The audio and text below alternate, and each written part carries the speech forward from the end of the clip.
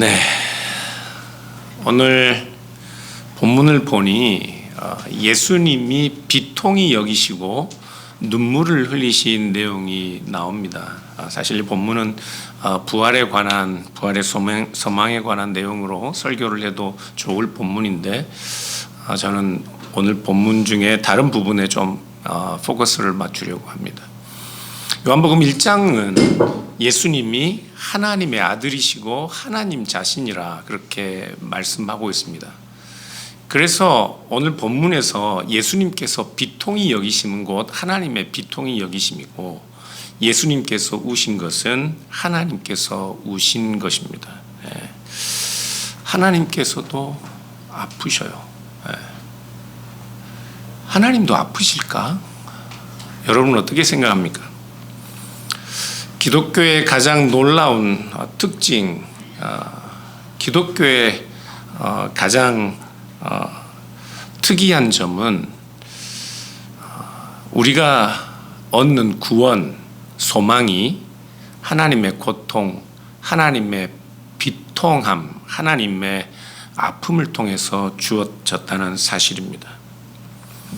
사람들은 하나님이 아프다는 사실을, 하나님도 아프실 수 있다는 사실을 잘 받아들이지 못합니다. 왜냐하면 하나님은 완전하고 전능하고 변함이 없고 영원하신데 어떻게 그런 하나님이 아프실 수 있는가? 고통, 아픔, 비통 이런 것은 다 인간적인 것이고 연약함, 불완전함에서 나오는 것이라고 우리는 믿기 때문에 신에게는 아픔, 눈물, 고통, 비통이라는 것이 어울리지 않는다고 생각합니다. 그러나 그것이 복음의 넌센스입니다. 우리가 성경을 읽어보면 우리가 아는 하나님께서는, 우리가 믿는 하나님께서는 아파하셔요. 우리가 가장 소원하고 즐거워하고 기뻐하는 예수님을 통한 구원도 예수님의 울부짖음, 고통 가운데서 죽어가신 하나님의 아픔을 통해 주어진 것입니다. 그러니까 기독교의 복음은 사실은 넌센스입니다. 하나님이 아프시다니.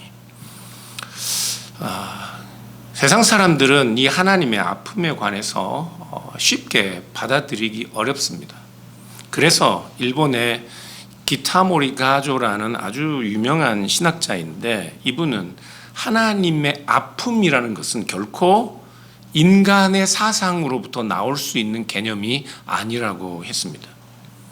철학이나 다른 종교들에서는 결코 하나님의 아픔이라는 개념이 등장할 수가 없어요. 그들에게 신은 언제나 완전하고 유일하며 전능하고 영원하시기 때문에 신은 아플 수 없는 것이죠. 신의 눈물, 그것은 소설에나 등장하는 겁니다. 초대교회 때도 이런 철학적 사유에 사로잡혀 있던 기독교 지도자들, 신학자들 중에 하나님이 아프시다는 사실을 받아들이기 어려운 사람들이 있었습니다. 그래서 어떤 사람들은 예수님께서 고통 가운데 몸부림치시고 그의 연약함 가운데서 마치 두려움 가운데 떠신 것처럼 그렇게 예수님의 고통스러운 죽음 때문에 예수님이 진짜 하나님일 수 없다고 믿었습니다. 예수님의 연약함, 그분의 울부짖음.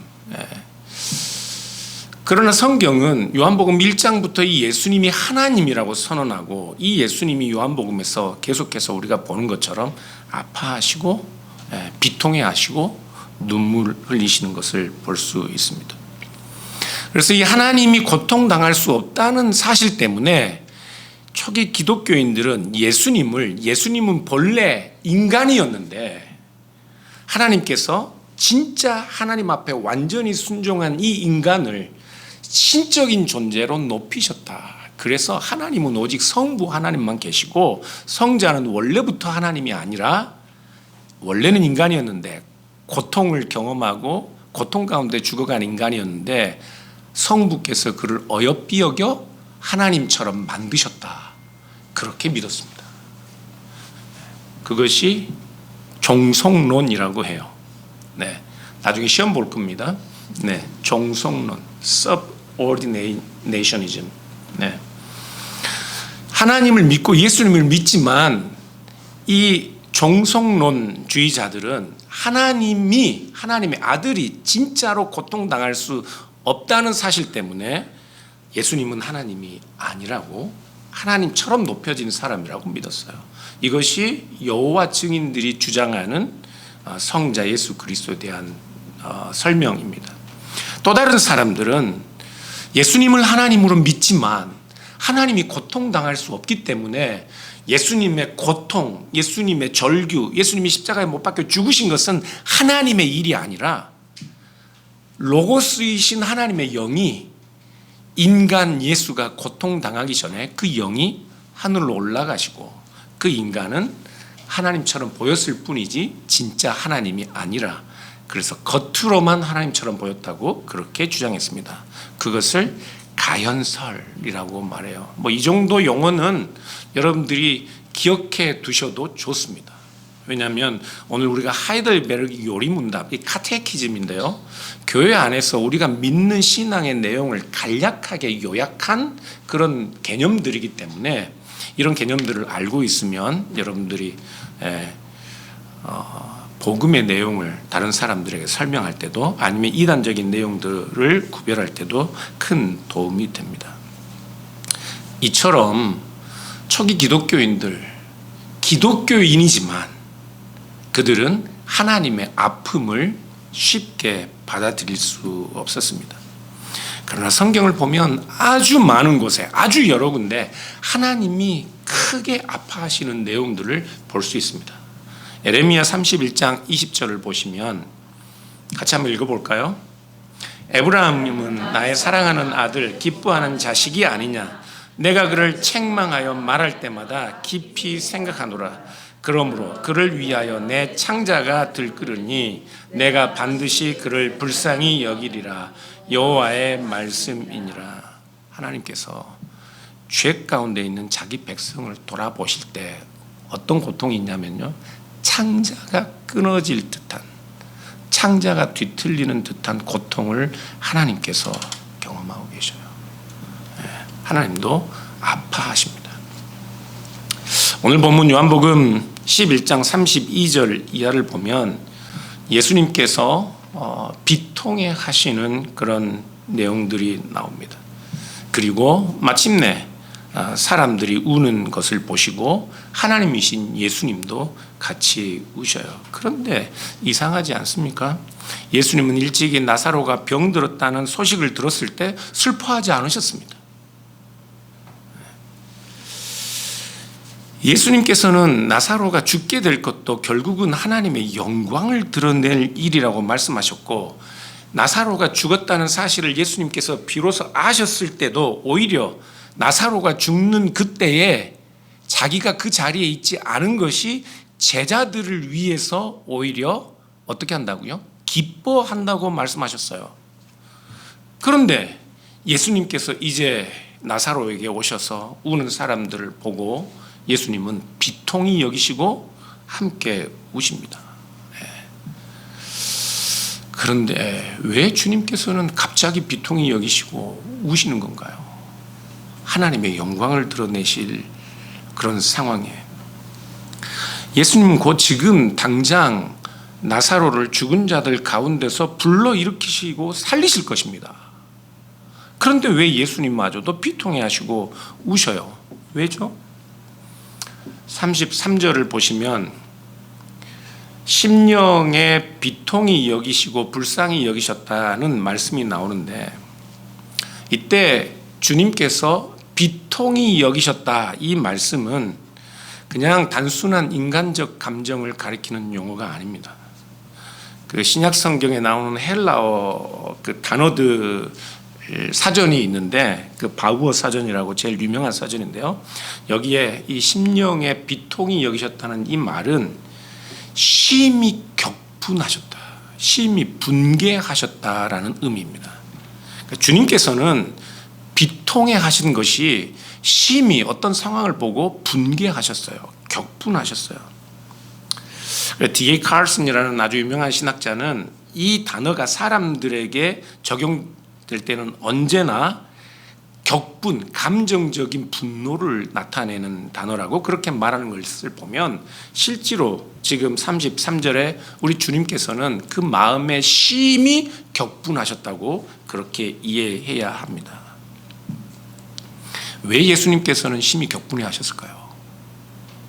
왜 심히 비통해 하셨을까요? 32절을 보면 예수님께서 마리아와 함께 모든 유대인들이 슬피 우는 것을 보았기 때문에 그렇습니다. 장례식에 가면 당연히 울어야 하는 것 아닌가요? 그렇죠. 네. 유대인들의 탈무드를 보면 사람이 죽으면 아무리 가난한 집이라도 반드시 곡하는 사람을 반드시 한 명이라도 사서 함께 죽은 자의 그 망자의 죽음을 슬퍼해 줘야 합니다. 그래서 우는 사람을 고용해야 해요. 그게 탈무드에서 정한 유대인들의 법입니다.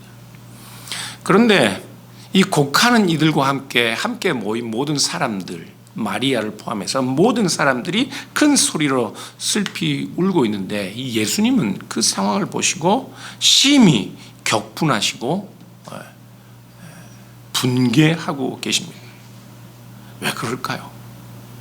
왜? 왜냐하면 그들이 소망 없는 자들처럼 울고 있기 때문에 그렇습니다. 소망 없는 자들처럼 슬피 울고 있기 때문에 그래요. 데살로니가전서 4장 13절 14절 이하에 보면 형제들아 자는 자들에 관하여는 너희가 알지 못함을 우리가 원하지 아니하노니 이는 소망 없는 다른 이와 같이 슬퍼하지 않게 하려 함이라 그렇게 말씀하고 있습니다. 우리가 예수께서 죽으셨다가 다시 살아나심을 믿을진데 이와 같이 예수 안에서 자는 자들도 하나님이 그와 함께 데리고 오시리라. 그래서 바울은 사람들에게 소망 없는 자들처럼 망자들에 관하여 슬피 울지 않아도 될 것을 말씀하고 있습니다.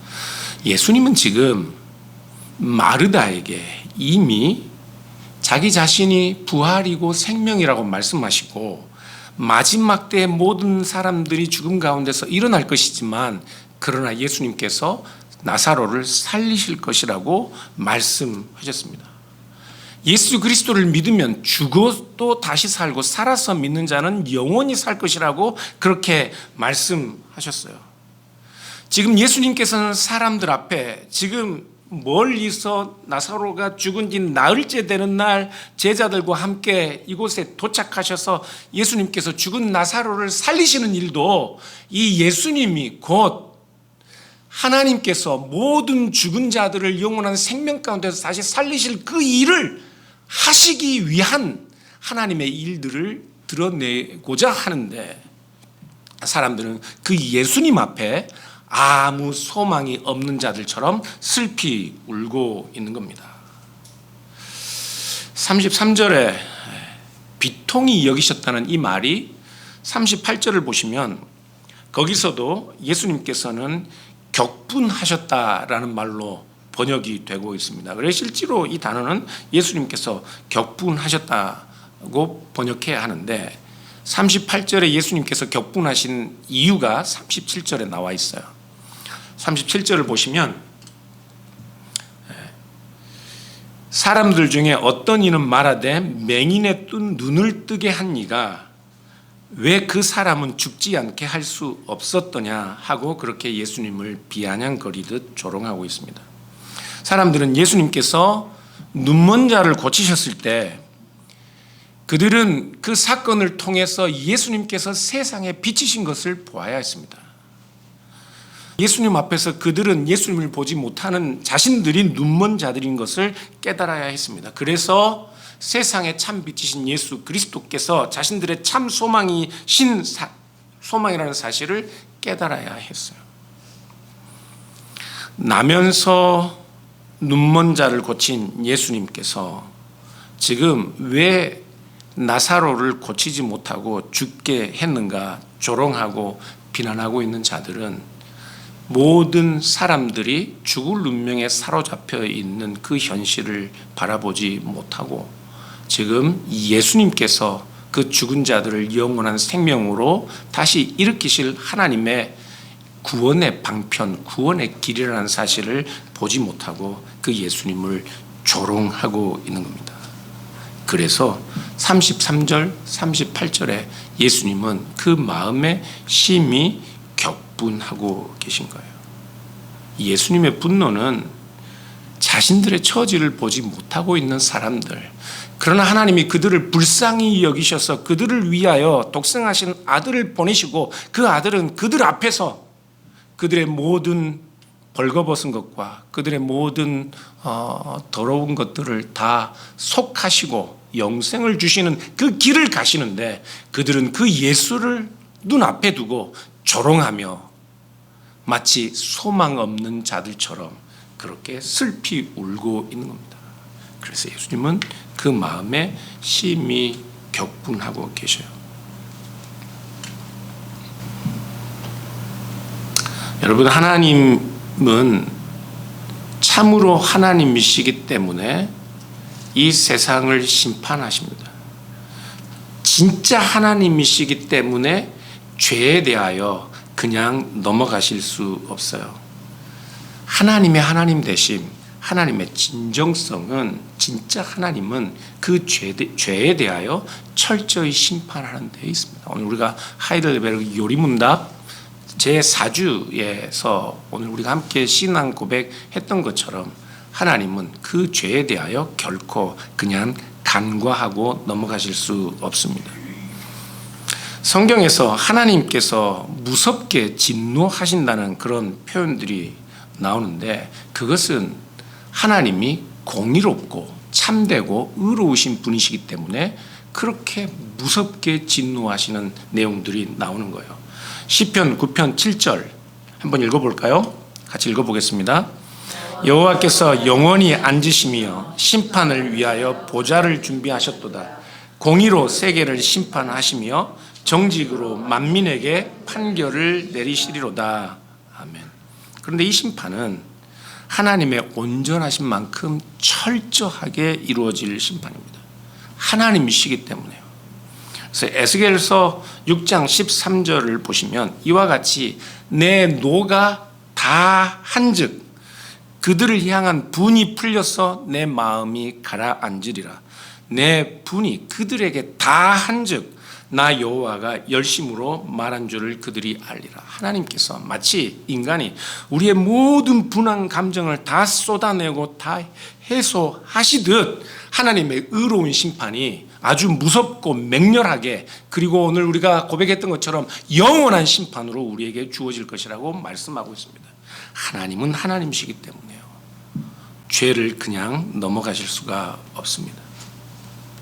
그런데 예수님을 경노하게 만든 것도 바로 이 사망 가운데 있는 사람들이 참 빛, 참 생명이신 예수 그리스도, 참 부활로 오신 예수 그리스도를 알지 못하고 그들은 여전히 목마르지만 스스로가 목마른지 알지 못하고 여전히 보지 못하지만 예수 그리스도를 보면서도 보지 못하고 있는 것을 알지 못하고 그 사망 가운데 있으며 참 생명으로 오신 예수 그리스도를 조롱하듯 소망 없는 자처럼 울고 있기에 예수님께서는 그들의 완고함 때문에 격분하고 계신 것이라고.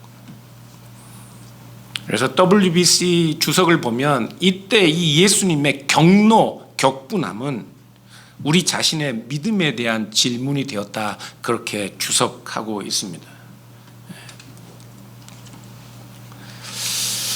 예수님께서 경노하셨어요. 예수님도 하나님이시기에 죄와 심판 가운데 있으면서도 자신들의 처지를 알지 못하고 참 생명이신 예수 그리스도를 보면서도 소망 없는 자들처럼 서 있는 그들을 향하여 예수님은 경노하셨습니다. 그런데 경노하신 예수님께서 우셨어요. 맹렬한 진노 가운데 계신 하나님이 우셨다고요. 죽은 나사로가 너무 불쌍해서일까요? 어떤가요? 예수님께서 우신 것을 보고 사람들은 그렇게 이야기합니다. 저가 나사로를 특별히 사랑했구나. 그런데 예수님은 나사로를 다시 살리실 거예요. 몇 분 안에 다시 살리실 거라고요. 죽은 나사로이지만 다시 살리실 것을 알고 나사로가 죽었을 때 거기 자기 자신과 제자들이 함께 있지 않은 것을 기뻐했던 예수님께서 왜 갑자기 나사로가 불쌍해서 눈물을 흘리시나요? 이게 헬라어로 이 성경을 보면 예수님께서 우셨다는 단어하고 마리아와 사람들이 울었다는 단어는 다릅니다. 예수님이 우셨다는 단어는 다크리오라는 단어예요. 그리고 사람들이 울었다고 말할 때는 클라이오라는 단어인데 단어가 다릅니다. 예수님이 우셨다는 말은 이 다크리오라는 말은 그냥 단순한 슬픔을 표현하는 것이 아니라 엄청난 재난과 재앙을 목격하고 우는 울음입니다. 엄청난 재난과 재앙. 지금 예수님은 나사로가 죽었지만 그러나 그 나사로의 죽음을 통해 무엇을 보고 계셔요? 엄청난 재난과 재앙을 보고 계시는 겁니다. 나사로의 죽음은 단순한 나사로의 죽음이 아니에요. 거기서 함께 소망 없이 울고 있는 모든 사람들의 죽음.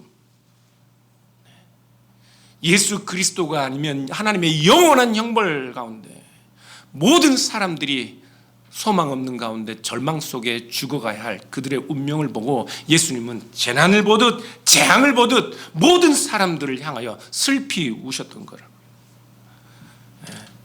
우리 주님께서는 나사로의 죽음을 통해 우리의 죽음을 보고 계셨어요. 나사로의 죽음을 통해 모든 세상 사람들의 재난과 재앙을 보고 계셨어요. 우리의 죄와 비참, 우리의 슬픈 운명을 보시고 주님께서는 세상의 어느 누구보다 더 슬픈 울음, 큰 울음, 하나님의 울음을 울고 계셨던 거예요. 그래서 알렉산드리아의 키릴은 예수님께서 우신 것은 죽은 나사로 때문만이 아니라 죽음의 지배 아래에 있는 모든 인간을 가엾이 여기셔서 우셨다고 그렇게 설명했습니다. 4세기의 리스본의 교부였던 포타미우스는 이렇게 이야기했어요.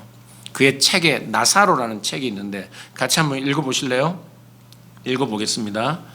인간 본성이 영원에서 쫓겨난 뒤 천한 세상을 사랑할 정도로 낮게 떨어졌기에 하나님께서 우셨습니다.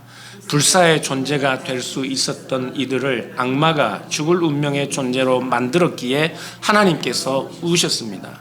당신께서 모든 은혜를 내리고 당신의 권능 아래 두셨던 이들, 당신께서 고난이라고는 없는 낙원의 꽃들 사이에 두셨던 이들이 악마에게 죄를 배워 거의 모든 즐거움을 잃어버렸기에 하나님께서 우셨습니다. 우리 주님께서도 이 하나님의 울음, 하나님의 눈물을 흘리고 계신 거예요. 사랑하는 여러분, 하나님은 신은 아플 수 없습니다. 신은 완전하고 영은 불변하기 때문에 아프다는 것은 신에게 어울리는 말이 아닙니다. 하나님은 아프실 수 없고 하나님은 죄에 대하여 우리의 허물 때문에 영원한 맹렬히 타는 불처럼 우리를 심판하셔야 당연한 겁니다. 그런데 하나님이 우시다니요. 하나님은 사랑이시기 때문에 그렇습니다. 하나님이 사랑이시기 때문에. 우리가 믿는 하나님은 아버지와 아들과 성령이 영원토록 온전한 일치를 이루시는 한 하나님이십니다. 하나님은 영원토록 사랑의 교제 가운데 계시는 고독한 유일자가 아니라 자기 혼자만 존재하고 있어서 사랑도 자기 자신에 대한 사랑 밖에는 설명할 수 없는 그런 유일신이 아니라 하나님은 아버지와 아들과 성령이 영원토록 한 신성 안에 교제를 나누시는 한 하나님이시기에, 하나님은 그렇게 사랑이시기에 하나님은 본질적으로 아픔을 가지실 수 있는 분입니다. 사랑은 아픔입니다.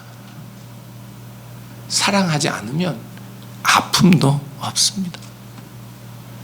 내 형제, 내 남편, 내 아내가 아프면 슬프고 내가 아픈 것이 그것이 사랑.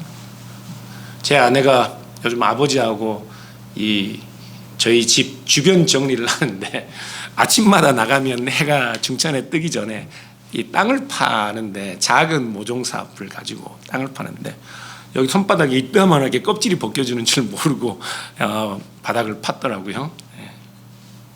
그것을 보니 내 손바닥 중간에 구멍이 뻥 뚫린 것처럼 아프더라고요. 그래서 제가 아내에게 그걸 보니 내가 아프다 말하면 또 구박당할까 봐 마음으로만 아팠습니다. 내 자식이 아프면 내가 더 아픈 거예요. 왜요? 사랑 때문에요. 사랑 때문에.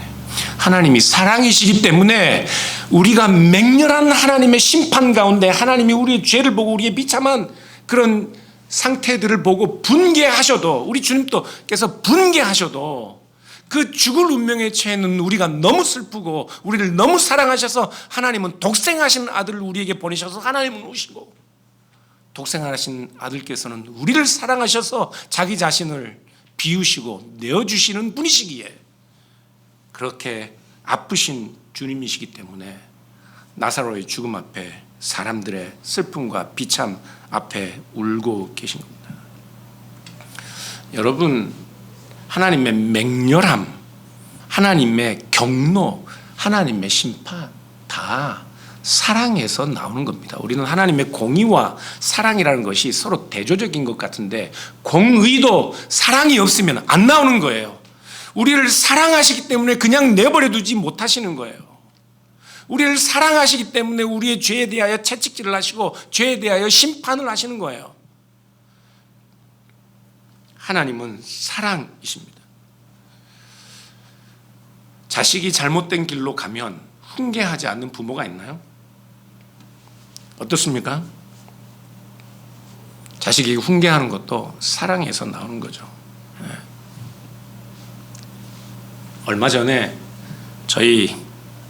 제가 꼭 이렇게 이야기하면 다들 우리 둘째 아들이라고 딱 생각하시는데 우리 아들하고 밤 늦게까지 아주 맹렬한 논쟁을 한 적이 있었습니다. 그날 밤은 저도 한 발짝 물러서고 싶지 않더라고요. 끝까지 제가 논쟁을 했어요. 밤은 아주 깊고 모든 사람들이 다 잠이 들었는데 테이블에 제 아들과 저만 아주 신경전을 벌이며 논쟁을 하고 있습니다. 급기야는 아들이 눈물을 터뜨리며 저에게, 아버지는 다른 사람들과 이야기하실 때도 이렇게 하시나요? 이 녀석아, 다른 사람들에겐 나처럼 너에게 말해줄 사람들이 또 있지 않냐? 너에게는 이렇게 말해줄 사람이 나밖에 없잖아. 그 녀석이 우는데 저도 너무 마음이 아프더라고요. 그렇지만 물러설 수 없었습니다. 사랑하니까. 그리고 그 다음날 그 녀석이 원하는 만큼 용돈을 보내줬습니다. 사랑하니까. 맹렬한 분노, 경노도 어떤 때는 사랑에서 나오는 겁니다. 우리가 사랑하지 않으면 분냄도 없습니다. 경노도 없습니다. 때로는 바른 말을 해줄 필요도 있어요. 때로는 화를 내줄 필요도 있습니다. 전혀 그 사람을 사랑하지 않고 그 사람의 인생에 대해서 관심이 없다면 그 사람이 어떤 길로 가든 그것이 무슨 상관이겠습니까? 그러니까 가끔 제가 여러분들에게 혹시 직접적으로 무슨 이야기를 하더라도 저는 그런 말을 하고 싶어도 눈치를 보느라 잘 못하는데, 하더라도 사랑인가 보다, 권사님이, 장로님이, 집사님이 조금 그렇게 기분에 거슬리는 말씀을 하셔도 사랑인가 보다 생각하십시오. 사랑하는 여러분, 하나님은 사랑이십니다. 그래서 아프실 수 있어요. 아프실 수 있어요.